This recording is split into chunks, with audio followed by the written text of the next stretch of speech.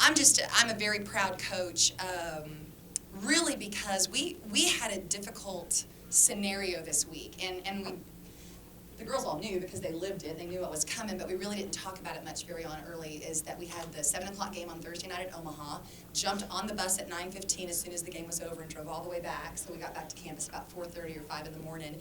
Girls went to class, and then we had an afternoon practice, and then we got to be ready here at noon. So, what are we looking at? We're looking at 41 hours, between tip-offs. And I was a little concerned, looking at that schedule for this week, but we really didn't have any other way to do it, and had a good practice yesterday afternoon, but I do believe that contributed a little bit to our slow start. The high turnovers, especially in the first quarter, just had a little bit of a shadow of our team, I felt like, in the first quarter. And once we overcame that, kind of got things going. I thought Jordan and Kaylin did a much better job of getting our execution going. And actually, the second quarter ended with Jordan's nice assist to Kaylin in the corner for that 3, and that just gave us some good momentum going in at halftime. Obviously, who we are this year, we win with defense.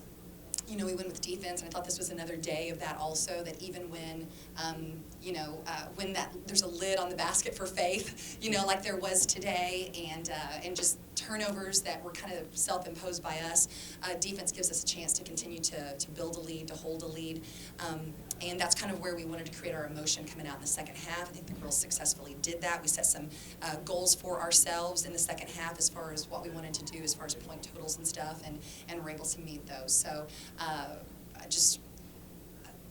just happy with the maturity we continue to show, because we've put ourselves into a position for a great game here this coming Wednesday now, with South Dakota State being in town, and that's a lot of what we've talked about, is just putting ourselves in a position that we can defend our home court this next Wednesday. So not to overlook what we were just able to do for the last 40 minutes, but we're also paying attention to, we've got one more game, and then the first round of play is over, and then we get to kind of focus on the second round. So I'm just, with playing 7, we got Durka in for a few minutes there at the end, just to kind of get her under the lights again here at the Mabee Center, and just trying to get her a feel for what's coming again for her. But really playing 7 people and making it work, making it work, a lot of togetherness, a lot of just heart in the things that they're doing defensively, and really happy with all of them. It's our second game in a row, second game in 41 hours, that we have very balanced scoring with what we're doing. And I know the one thing that I really loved about the Omaha box score was that, KK led us, and then Faith had 12, and then we had 4 players that each had 9 points. So you're literally almost about to put 6 people in double figures, and I've had teams that had 13 players on it, and we didn't do that. So I'm happy that it's definitely, the stats always show a team line and a team style of play, and I'm very proud of them right now. I'm happy with them. Go ahead, guys. Coach, defensively, you guys were excellent today. 22 turnovers forced. You were in man-to-man probably longer than I've ever seen you guys in. Was that the game plan coming into today, just sticking with man-to-man and not going with the multiple defense that you guys usually run? Yes, and I think, too, our multiple defenses require, even though some of them are zones, some of them are high-intensity zones, and to be real honest, we just don't have the legs to do that, to where we're constantly switching things over 40 minutes. The other thing that's been very good, too, is Faith and Maria glue our guards and posts together so well, and they can switch off onto any guard in the league and take them and guard them.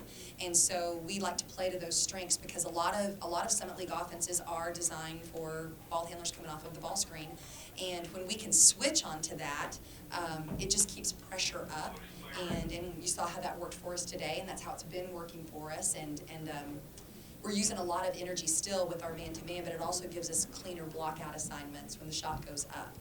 Whereas in the zone, you can kind of get picked apart a little bit because you may not have a specific assignment. But that's just who we've kind of become. I would say that began, gosh, it happened around that break time before the KU game. And then you look at what the girls have done, and they've won 7 out of the last 8.